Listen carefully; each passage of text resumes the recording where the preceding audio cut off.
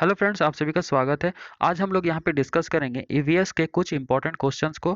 तो पूरे वीडियो पे आप लोग जरूर बने रहिएगा और यहाँ पे जितने भी क्वेश्चंस हैं इसके आंसर आपको लाइव चैट में करने हैं। तो चलिए शुरू करते हैं। फ्रेंड्स, आप अगर हमारे चैनल पे नए हैं तो चैनल को सब्सक्राइब करके बेल आइकन प्रेस जरूर कर लीजिएगा। तो देखिए, हमारा पहला क्वेश्चन क्या है कि एक प्राथमिक स्तर की अध्यापिका जलाभाव के विषय पर अपनी कक्षा 4 के बच्चों को प्रभावपूर्ण तरीके से किस प्रकार आंकेगी। ठीक है, मतलब क्या है कि प्राथमिक स्तर के बच्चे हैं तो जल के अभाव के विषय पर जो है कक्षा 4 के जो बच्चे हैं उसको प्रभावपूर्ण तरीके से किस प्रकार वो आंकेगी। तो इसके लिए यहाँ पे 4 ऑप्शन आपको गिवन है, तो आपको यहाँ पे बताना है। ठीक है, तो देखिए, पहले में कहता है कि बच्चों को जल संरक्षण पर नारे लिखने के लिए कहकर। ठीक है, दूसरा, उपरोक्त विषय पर एक लिखित परीक्षा का आयोजन किया जाएगा।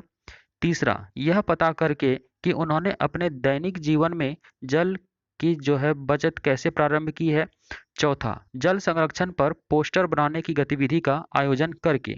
तो यहाँ पे जल के अभाव के लिए जो प्रभावपूर्ण तरीके से जो आंका जाएगा तो कौन सा यहाँ पे बेटर ऑप्शन होगा, तो आपको आंसर करना है। तो आप लोग जल्दी से आंसर कीजिए, क्या हो जाएगा करेक्ट यहाँ पे। चलिए, बहुत बढ़िया। तो यहाँ पे देखिए, अगर हम फर्स्ट देखें तो बच्चों को जल संरक्षण पर नारे लिखने के लिए कहा जा रहा है। दूसरा देखें, उपरोक्त विषय पर एक लिखित परीक्षा है। तो लिखित परीक्षा जो है ये किसी भी चीज को आंकने के लिए बेटर नहीं होता, तो ये हमारा नहीं होगा। यहाँ पे केवल नारे की बात हो रही है।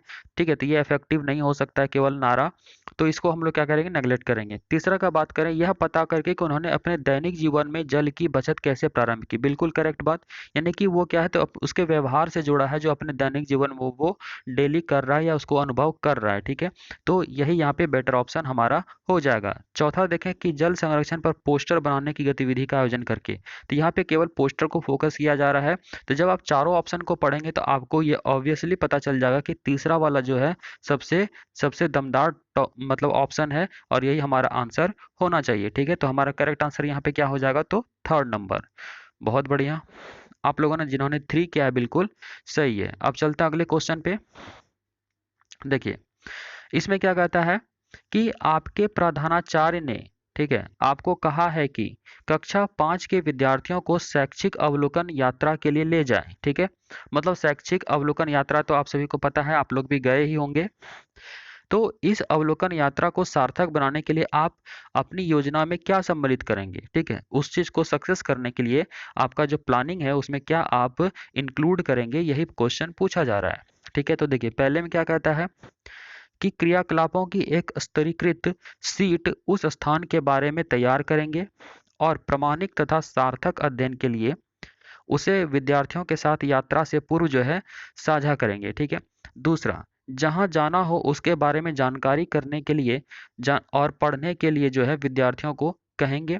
तीसरा, आनंद के लिए पर्याप्त भोजन और खेलों को साथ ले जाएंगे। ठीक है, और चौथा, यह सुनिश्चित करना कि विद्यार्थी जो है अनुशासित रहे और उस स्थान का शांतिपूर्ण अवलोकन करें। तो यहाँ पे अगर 4 ऑप्शन आप देखेंगे तो सबसे बेस्ट ऑप्शन कौन सा है ये आपको पता करना है। तो आप लोग जल्दी से आंसर कीजिए। बहुत बढ़िया। देखिए, शैक्षिक यात्रा जो होता है, शैक्षिक भ्रमण जो होता है, तो उसके लिए आप क्या जो है मोस्ट आपके लिए इम्पोर्टेंट है जिसको कि आप इंक्लूड करना चाहेंगे, तो ये यहाँ पे आपको आंसर करना है। चलिए जल्दी कीजिए आप लोग सभी। तो देखिए, यहाँ पे अगर हम देखें तो फर्स्ट में कहता है कि क्रियाकलापों की स्तरीकृत सीट उस स्थान के बारे में तैयार करेंगे और प्रामाणिक तथा सार्थक अध्ययन के लिए उसे विद्यार्थियों के साथ यात्रा के पूर्व साझा करेंगे। बिल्कुल सही बात, यहाँ पे क्या है, प्रामाणिक और सार्थक अध्ययन के लिए क्या करेंगे, तो विद्यार्थियों के साथ उसे क्या करेंगे, साझा करेंगे, जो वहाँ के बारे में जानकारी है, परफेक्ट जानकारी है। ठीक है, तो हमारा करेक्ट आंसर जो है फर्स्ट नंबर ही हो जाता है। दूसरे में देखें, यहाँ जाना, जहाँ जाना हो उसके बारे में जानकारी प्राप्त करने और पढ़ने के लिए विद्यार्थियों को कह देंगे। मतलब यहाँ केवल क्या हो रहा है, तो फॉर्मेलिटीज की बात हो रही है, कह देने की बात हो रही है, तो ये हमारा रॉन्ग हो जाता है, इफेक्टिव आंसर नहीं होता है। ठीक है, अगर यहाँ पे आनंद के लिए, तो आनंद के लिए बहुत सारी चीजें होती हैं, तो इसको ले जाना हमारा मोस्ट मतलब जो उद्देश्य है ये नहीं हो सकता, आनंद के लिए उद्देश्य नहीं हो सकता है। ठीक है, चौथा है, यह सुनिश्चित करना कि विद्यार्थी अनुशासित रहें। इसका मतलब यह हुआ कि वहाँ पे जो है अनुशासित नहीं रहेंगे, इस तरह का कोई इवेंट होगा। ठीक है, तो ऐसा कोई भी हमारा मोटिव नहीं होता है। तो मेन मोटिव हमारा क्या है, तो फर्स्ट नंबर। ठीक है, तो हमारा करेक्ट आंसर फर्स्ट होता है। जिन्होंने 1 किया है बिल्कुल करेक्ट है। आप लोग लास्ट में जो है कमेंट करके जरूर बताइए कि आपने कितना करेक्ट किया है। चलिए अगला क्वेश्चन देख लेते हैं। इसमें क्या कहता है, प्राथमिक स्तर पर पर्यावरण अध्ययन के आकलन में निम्नलिखित में से कौन सा एक संकेतक उपयुक्त नहीं है। ठीक है, यानी कि पर्यावरण अध्ययन का जब आकलन किया जाएगा, ठीक है, जब इसका असेसमेंट किया जाएगा, तो कौन सा जो है यहाँ पे जो उपकरण है या संकेतक है जो है उपयुक्त नहीं होगा। तो पहला है स्मरण रखना, दूसरा है प्रश्न पूछना, तीसरा है न्याय और समानता के प्रति चिंता, और चौथा है सहयोग करना। तो बताइए आज क्या हो जाएगा। यानी पर्यावरण अध्ययन के आकलन में जो है यूजफुल नहीं होगा, तो क्या यूजफुल नहीं होगा, ये आपको आंसर करना है। चलिए बहुत बढ़िया। तो देखिए यहाँ पे आंसर हमारा करेक्ट हो जाएगा फर्स्ट नंबर, स्मरण करना। आपको पता है कि जो याद करना होता है या फिर जो स्मरण करना, कंठस्थ करना होता है, इस तरह की चीज़ों को हम लोग क्या करते हैं, निगेटिव माना जाता है, इसको हम नेग्लेक्ट करते हैं। ठीक है, यहाँ पे नहीं लिखा है तो हमको नेगेटिव आंसर ही फाइंड करना था। ठीक है, तो यहाँ पे स्मरण करना हमारा आंसर हो जाता है। बाकी प्रश्न पूछना, न्याय और समानता के प्रति चिंता, सहयोग, ये सारी बातें जो है आकलन के अंतर्गत आएंगी। ठीक है, चलिए बहुत बढ़िया, आप लोग अच्छा कर रहे हैं। अब अगला देख लेते हैं। नई दिल्ली में रहने वाला कोई व्यक्ति पहले भोपाल यानी कि मध्य प्रदेश और फिर रांची यानी झारखंड का भ्रमण करना चाहता है, उसकी यात्रा की दिशा क्या होगी। तो देखिए आपको लोग को बता दें कि मैप से रिलेटेड क्वेश्चन जो है कम से कम 2 क्वेश्चन तो आ ही जाता है, इसलिए मैप से रिलेटेड आपको स्टडी कर लेना चाहिए ताकि आपका इससे 1-2 क्वेश्चन बन जाए। तो ऐसा आप जो है रेगुलर जो टेस्ट सीरीज हमारा आता है इसको आप फॉलो करके भी आप कर सकते हैं, क्योंकि इस तरह के क्वेश्चंस क्या होते हैं, रिपीट होते हैं। खास करके जो इंडिया का साउथ पार्ट होता है, ठीक है, चार डायरेक्शन होता है साउथ पार्ट, ठीक है, ये वेस्ट हो जाता है और ये नॉर्थ पार्ट, इस 3 डायरेक्शन से क्वेश्चन जो है ज़्यादा आते हैं। ठीक है, तो यहाँ पे अगर हम देखें तो हमारा क्या करेक्ट आंसर होगा, आप लोग बताइएगा। तो देखिए कहाँ है, तो दिल्ली से जाना है झारखंड। तो दिल्ली से झारखंड जाने के लिए जो है किसके थ्रू, तो भोपाल होते हुए, तो क्या डायरेक्शन को फॉलो किया जाएगा ये आपको आंसर करना है। तो देखिए पूर्व दिशा में और फिर दक्षिण दिशा में जाएगा, या फिर पश्चिम दिशा में और फिर दक्षिण दिशा में जाएगा, या फिर दक्षिण दिशा में और पूर्व दिशा में जाएगा, या फिर दक्षिण दिशा में और फिर पश्चिम दिशा में जाएगा। तो यहाँ पे आप लोग सोच के आंसर कीजिए कि क्या इसका करेक्ट आंसर हो जाएगा। जब कोई व्यक्ति जो है दिल्ली से कहाँ जाता है, तो मध्य प्रदेश होते हुए जाता है कहाँ, तो रांची, तो उसका डायरेक्शन क्या रहेगा, तो यहाँ पे आपको आंसर करना है। चलिए बहुत बढ़िया, तो आप लोग जल्दी से बताइए। देखिए अगर हम देखें भारत का मैप, तो ये 4 डायरेक्शन है। तो अगर हम नॉर्थ साइड देखें, ये नॉर्थ होता है, ये साउथ होता है, ठीक है, ये ईस्ट होता है और ये क्या होता है, वेस्ट होता है। तो अगर हम देखें तो दिल्ली किधर है, तो नॉर्थ साइड है। मध्य प्रदेश कहाँ है, तो बीच में है। ठीक है, तो यहाँ से किधर जाएंगे, तो हम साउथ के डायरेक्शन में जाते हैं। फिर यहाँ से झारखंड किधर है, तो ईस्ट की तरफ है, तो यहाँ से किधर फिर मूव करेंगे, इधर। यानी कि पहले हम जाते हैं किधर, तो साउथ की तरफ, फिर जाते हैं ईस्ट की तरफ यानी कि दक्षिण, फिर जाते हैं पूर्व की तरफ, यानी दक्षिण दिशा में पहले जाएंगे और फिर क्या जाएंगे, तो पूर्व दिशा में जाएंगे। तो आई होप कि ये एक्सप्लेनेशन आपको अच्छा लगा होगा। फ्रेंड्स सभी जितने भी वॉच कर रहे हैं एक बार वीडियो को लाइक कर दीजिए, और चैनल पे नए तो सब्सक्राइब करके बेल आइकन प्रेस जरूर कर लीजिए। तो यहाँ पे हमारा करेक्ट आंसर क्या हो जाता है, तो 3 नंबर। तो आप लोगों ने जिन्होंने 3 किया है बिल्कुल करेक्ट है। चलिए अगला क्वेश्चन देख लेते हैं। देखिए इसमें क्या दिया है, नीचे दिए गए सभी जानवरों में निम्नलिखित में से कौन सी जो है विशेषता पाई जाती है। ठीक है, तो छिपकली, गोरैया, कछुआ और सांप, तो इनके बारे में क्या कॉमन एक स्पेसिफिकेशन होता है, ये आपको बताना है। ठीक है, तो यहाँ पे देखिए ये अंडे देते हैं, ये जहरीले होते हैं, ये भूमि एवं जल दोनों में रह सकते हैं। चौथा, इनके शरीर जो है सल्क से ढके होते हैं। तो क्या यहाँ पे करेक्ट हो जाएगा, बहुत बढ़िया। तो देखिए यहाँ पे कॉमन चीज़ें बतानी है आपको। तो यहाँ पे अगर हम देखें तो हमारा करेक्ट आंसर हो जाता है ये अंडे देते हैं। ठीक है, इसका करेक्ट आंसर क्या हो जाएगा, ये अंडे देते हैं, ये कॉमन हो जाता है सभी में। बाकी यहाँ पे जितने भी 3 रेस्ट ऑप्शन है सभी के लिए कॉमन नहीं होता है। ठीक है, तो आप लोगों ने जिन्होंने 1 किया है बिल्कुल करेक्ट है। चलिए अब अगला क्वेश्चन देख लेते हैं। देखिए इसमें क्या कहता है कि प्राथमिक स्तर पर पर्यावरण अध्ययन के शिक्षण में कहानियों और कविताओं का प्रभावी ढंग से उपयोग किया जा सकता है। ठीक है, यानी कि जो प्राथमिक स्तर का पर्यावरण अध्ययन होता है उसमें कहानी और कविता बच्चों को सुनाया जाता है, ये आप सभी को पता है। तो इसका जो उपयोग किया जाता है तो पर्यावरण अध्ययन में इनके उपयोग का मुख्य उद्देश्य क्या होता है, क्या मोटिव होता है, ये आपको बताना है। तो आप लोग आंसर जल्दी से ऑप्शन को पढ़ के कर सकते हैं। तो हमारा पहला ऑप्शन क्या कहता है कि कक्षा की विविधता यानी डाइवर्सिटी की वो पूर्ति करता है। दूसरा है कि सीखने के लिए संदर्भगत वातावरण प्रदान करता है। ठीक है। उसका तीसरा है पाठों को आनंददायक बनाता है। और चौथा है भाषिक कौशलों को बढ़ाता है। चलिए बहुत बढ़िया, आप लोग जल्दी से आंसर कीजिए सोच समझ के। आप लोग अगर आंसर जल्दी जल्दी करेंगे तो इससे क्या होगा कि आप लोग सोच पाएंगे जल्दी से, और एग्जाम में ये आपको बहुत बेनिफिट करेगा। चलिए बहुत बढ़िया। देखिए, अगर हम यहाँ पे क्वेश्चन आप लोग आई थिंक समझ गए होंगे। क्वेश्चन में क्या कहता है कि प्राथमिक स्तर पर जो पर्यावरण अध्ययन का शिक्षण किया जाता है उसमें जो कहानी कविता का रोल होता है उसका मुख्य उद्देश्य क्या होता है। तो पहले में कहता है कक्षा की विविधता की पूर्ति। तो कहानी या कथन जो भी होगा तो एक एक लैंग्वेज में किया जाएगा तो उससे विविधता का कोई पूर्ति मोस्ट इफेक्टिव ये नहीं होता है, तो इसको हम लोग नेग्लेक्ट करेंगे। ठीक है। दूसरे में कहता है सीखने के लिए संदर्भगत वातावरण प्रदान करना। इसका मतलब ये हुआ कि जो चीज़ बच्चे को सिखाया जा रहा है उसी के रिगार्डिंग अगर कहानी सुनाया जा रहा है तो वो क्या करेगा, एक इन्वायरमेंट क्रिएट करता है, यानी कि वहाँ पे उसी के अकॉर्डिंग वो क्या करेगा, हाइपोथेसिस भी करेगा, उसके बारे में वो क्या होगा, इंटरेस्टेड होगा। तो हमारा सेकंड नंबर ही आंसर हो जाता है।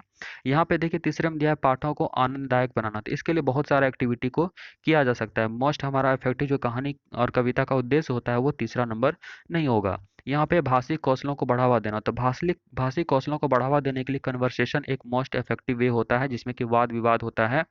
ठीक है। तो जो बहुभाषिकता जो होता है, बहुभाषिक कक्षा का जो होता है, भाषिक कौशलों को वहाँ पे क्या होता है, तो बढ़ावा मिलता है। ठीक है। तो हमारा यहाँ पे ये क्या हो जाएगा, कहानी और कविता जो है मोस्ट इफेक्टिव वे यहाँ पे नहीं हो सकता है। तो हमारा करेक्ट आंसर क्या हो जाएगा, तो सेकंड नंबर। तो आप लोगों ने जिन्होंने 2 किया है बिल्कुल करेक्ट है। फ्रेंड्स एक बार सभी वीडियो को लाइक कर दीजिए और चैनल पे नए हैं तो सब्सक्राइब करके बेल आइकन प्रेस जरूर कर लीजिए। चलिए अगला क्वेश्चन देख लेते हैं। देखिए इसमें क्या कहता है कि इस पौधे में पत्तियां हैं जिन्हें सब्जी की तरह प्रयोग में लाया जाता है। इसके बीजों से तेल प्राप्त किया जाता है। तो यह पौधा कौन सा, एक पहेली की तरह है। ठीक है। तो इसको बताइए क्या हो जाएगा, ये सारी चीजें जिसमें पाई जाती हैं। ठीक है। जिसको कि सब्जी की तरह भी प्रयोग करते हैं। ठीक है। इनके बीजों से तेल भी प्राप्त किया जाता है। तो क्या हो जाएगा, पालक हो जाएगा, नारियल हो जाएगा, बंद गोभी हो जाएगा और सरसों हो जाएगा। तो बहुत इजी क्वेश्चन है। ठीक है। तो आप लोग आसानी से इसको आंसर कर सकते हैं। चलिए बहुत बढ़िया। चलिए तो यहाँ पे हमारा करेक्ट आंसर हो जाएगा सरसों। ठीक है। ये सारी चीजें किस में होती हैं, तो सरसों में पाई जाती हैं। ठीक है। तो इससे हम तेल भी निकाल सकते हैं और इसको हम सब्जी भी पत्ते की बना सकते हैं। ठीक है। तो यहाँ पे करेक्ट आंसर हो जाएगा क्या, तो सरसों। बाकी ये तीनों में जो है ये चीजें नहीं पाई जाती हैं। चलिए अगला क्वेश्चन देख लेते हैं। देखिए इसमें क्या कहता है कि कांसा जिसको कि ब्रॉन्ज कहा जाता है के बारे में निम्नलिखित कथनों का अध्ययन कीजिए। तो क्या है, तो पहला यह एल्युमिनियम, आयरन और कॉपर जैसा ही एक क्या है, मेटल होता है या एलिमेंट होता है। ठीक है। बी, इसे भट्टी में कॉपर और टीन को पिघलाकर बनाया जाता है। ठीक है। सी, आदिवासी लोग ब्रॉन्ज का उपयोग हजारों वर्षों से कर रहे हैं। डी, ब्रॉन्ज की बनी वस्तुएं एल्युमिनियम की बनी वस्तुओं की तुलना में जो है अधिक मजबूत होती हैं। ठीक है। और क्या होती हैं, हल्की होती हैं। तो यहाँ पे क्या करेक्ट आंसर हो जाएगा, आप लोग बताना है। नीचे देखिए दिया है A D, B C, A B C और बी सी डी। तो ये केमिस्ट्री से रिलेटेड कुछ क्वेश्चंस इसमें आ जाता है। तो ईवीएस में क्या है, तो ईवीएस से साइंस से रिगार्डिंग कुछ कुछ क्वेश्चंस तो आपको आएंगे ही। ठीक है। क्योंकि ईवीएस जो होता है इसमें आर्ट्स और आपका साइंस सब मिक्सिंग होता है। चलिए बहुत बढ़िया। ईवीएस में आपका मैथ्स का भी कुछ पार्ट्स आता है। चलिए इसका क्या करेक्ट आंसर हो जाएगा, तो देखिए ये जो ब्रॉन्ज होता है ये किससे बनाया जाता है, तो ऑब्वियस आपको पता है कि कॉपर और टीन को पिघलाकर बनाया जाता है। कॉपर का क्या होता है फॉर्मूला Cu, और टीन का क्या होता है तो Sn, इस दोनों को ही मिला करके बनाया जाता है। ठीक है। और ये क्या होता है, एक एलॉय होता है जिसको कि मिश्र धातु भी कहते हैं। तो बी हमारा करेक्ट है। ये वाला नहीं है, ये एल्युमिनियम की तरह एक तत्व नहीं होता है। ठीक है। सी है, आदिवासी लोग इसका प्रयोग जो है हजारों वर्षों से कर रहे थे या कर रहे हैं। ठीक है। ये भी करेक्ट है। ब्रॉन्ज की बनी वस्तुएं जो है एल्युमिनियम की बनी वस्तुओं से की तुलना में हल्की होती हैं। तो ये ऐसा नहीं है, ये जो है उसकी तुलना में भारी होता है, एल्युमिनियम हल्का होता है। ठीक है। और ये क्या होता है, अधिक मजबूत होती है और टिकाऊ होती है। तो इस तरह का इसमें बात नहीं होता है। तो हमारा करेक्ट आंसर यहाँ पे क्या हो जाएगा, बी और सी, यानी कि सेकेंड नंबर जो हमारा आंसर हो जाएगा। क्लियर है। चलिए, तो आप लोगों ने जिन्होंने 2 किया है बिल्कुल करेक्ट। अब देख लेते हैं दूसरा। देखिए, निम्नलिखित में से कौन सा मच्छरों से फैलने वाली बीमारी या रोगों का जो है एक सेट है, समुच्चय है, ठीक है। तो यहाँ पे क्या क्या हो जाएगा आप लोग जल्दी से बताइए। तो पहला है चिकनगुनिया, मलेरिया, मियादी बुखार। दूसरा है हैजा, डेंगू और मलेरिया। तीसरा है चिकनगुनिया, डेंगू, मलेरिया। और चौथा है चिकनगुनिया, हैजा और मियादी बुखार। तो आप लोग आंसर कीजिए कि मच्छरों द्वारा जो है कौन कौन सा रोग फैला जाता है। अगर आपको पता है तो आप आसानी से इसका आंसर कर सकते हैं। चलिए, बहुत बढ़िया। तो देखिए, यहाँ पे हमारा करेक्ट आंसर हो जाता है 3 नंबर, चिकनगुनिया, डेंगू और मलेरिया, ठीक है। इसको आप शॉर्ट ट्रिक में याद रख सकते हैं, कम से कम एटलीस्ट ये 3 रोग जो है मच्छरों के द्वारा होता है, CMD। सी से हो गया चिकनगुनिया, एम से हो गया मलेरिया और डी से हो गया डेंगू, ठीक है। तो इसे याद रखिए, CMD बीमारी किससे होता है, तो आपका मच्छर के द्वारा फैलता है, ठीक है। अब हम लोग इस सवाल को देखते हैं। किसी राज्य के मानचित्र के एक सिरे पर यह लिखा था, स्केल 1 सेंटीमीटर जो है बराबर 110 मीटर के बराबर। यदि इस मानचित्र पर किन्हीं दो शहरों के बीच की दूरी 9.7 सेंटीमीटर मापी जाती है, तो इन दोनों शहरों के बीच की वास्तविक दूरी लगभग क्या होगी, ये आपको बताना है। तो ये हम लोग कैसे निकालेंगे, तो इस चीज़ को देखते हैं। तो फ्रेंड्स, आपको बता दें कि ये जो इस तरह के क्वेश्चंस जो है आपको पूछे ही जाते हैं, मैप पर जो बेस्ड है ये पूछे ही जाते हैं। तो इसको कैसे बनाना है, चलिए देखते हैं। तो देखिए, यहाँ पे क्या लिखा हुआ है, 1 सेंटीमीटर। तो 1 सेंटीमीटर इक्वल टू क्या दिया हुआ है, तो 110 मीटर के बराबर, ठीक है। तो अब यहाँ पे क्या दिया हुआ है, 9.7 सेंटीमीटर। तो 9.7 सेंटीमीटर ये कितना हो जाएगा, तो कुछ नहीं करना, बस इसको मल्टीप्लाई कर देना है 9.7 को 110 से, ठीक है। तो इतना क्या हो जाएगा, ये मीटर हो जाएगा। तो इसको आप मल्टीप्लाई कर दीजिए। तो 11 को करते हैं इससे, तो 11 सते 77 हो जाता है, कैरी रहता है 7। फिर 11 नमा 99, 99 और 7 कितना हो गया, तो 106, ठीक है। अब यहाँ पे देखिए एक जीरो था, जीरो पुट कर देते हैं। अब यहाँ एक डेसिमल है, ठीक है। तो डेसिमल है तो यहाँ डेसिमल रखेंगे तो कितना हो गया, 1067, ठीक है। अब देखिए, इसको क्या, ये कितना निकल गया, ये मीटर निकल गया, यानी कि 1067 मीटर हो गया। ये क्या हो गया, 1067 मीटर हो गया। तो इसको हमको किस में बदलना है, किलोमीटर में चेंज कर लेंगे, क्योंकि यहाँ पे आपका किलोमीटर में आंसर गिवन है, ठीक है। तो किलोमीटर में चेंज करने क्या करेंगे, तो 1000 से डिवाइड करेंगे। तो 1000 से अगर डिवाइड करेंगे तो ये डेसिमल यहाँ पे आ जाता है, ठीक है। तो हमारा आंसर क्या हो जाता है, 1.067 क्या, तो किलोमीटर, ठीक है। तो हमारा आंसर क्या हो गया, तो फर्स्ट नंबर। तो ये इस तरह से हम लोग इसको निकालते हैं। तो आप लोगों ने जिन्होंने 1 किया है बिल्कुल सही है। अब देखते हैं अगले सवाल को। अब देखिए इसमें क्या कहता है, रेगिस्तानी ओक, ठीक है। ये काफी इंपॉर्टेंट है, रेगिस्तानी ओक के बारे में कई बार जो है आपको एग्जाम में पूछे जा चुके हैं। तो रेगिस्तानी ओक के बारे में निम्नलिखित कथनों का अध्ययन कीजिए। यहाँ पे स्टेटमेंट गिवन है, इसके अकॉर्डिंग आपको आंसर करना है, ठीक है। तो देखिए यहाँ पे क्या कहता है, रेगिस्तानी ओक एक वृक्ष है जिसकी ऊंचाई हमारी कक्षा के कमरे के लगभग बराबर अर्थात लगभग 4 मीटर होती है, ठीक है। इस वृक्ष की जड़ें नीचे वृक्ष की ऊंचाई की लगभग 30 गुनी गहराई तक जमीन के भीतर जाती है, यानी जितना वृक्ष ऊंचा रहता है उतना ही नीचे जो है उसका जड़ भी जाता है, उसके कितना, तो 30 गुनी गहराई तक जमीन में जो है जड़ जाता है, जब तक कि पानी तक ना पहुंच जाए, ठीक है। उसके बाद कहता है इस वृक्ष के तने में पानी एकत्रित होता है। और डी है, यह वृक्ष आबू धाबी में पाया जाता है, ठीक है। तो इसके बारे में क्या क्या स्टेटमेंट सही है, इसके अकॉर्डिंग नीचे आपको आंसर करना है, ठीक है। तो ए बी डी सही है, या फिर बी सी डी सही है, या फिर ए बी, या फिर ए बी सी सही है। तो इन चारों में से आपको आंसर करना है, ठीक है। तो पहले यहाँ पे देख लेते हैं हमारा क्या क्या करेक्ट होना चाहिए। तो देखिए, अगर हम फर्स्ट का बात करें, ठीक है, कि रेगिस्तानी ओक एक वृक्ष है, सही बात है, जिसकी ऊंचाई क्या होती है, हमारी कक्षा के कमरे के लगभग बराबर अर्थात 4 मीटर होती है। तो ये बिल्कुल करेक्ट है, ठीक है। उसके बाद क्या है, इस वृक्ष की जड़ें जो है नीचे वृक्ष की ऊंचाई की लगभग 30 गुनी गहराई तक जाती है, जब तक कि वो उसको पानी नहीं मिल जाता है, ठीक है। तो ये भी बिल्कुल सही है। इस वृक्ष के तने में पानी एकत्रित होता है, यह भी सही है, क्योंकि जब रेगिस्तान में जब पानी का कमी होता है तो वहाँ इसी का जो है स्टेम को काट के जो है पानी निकाला जाता है, ठीक है।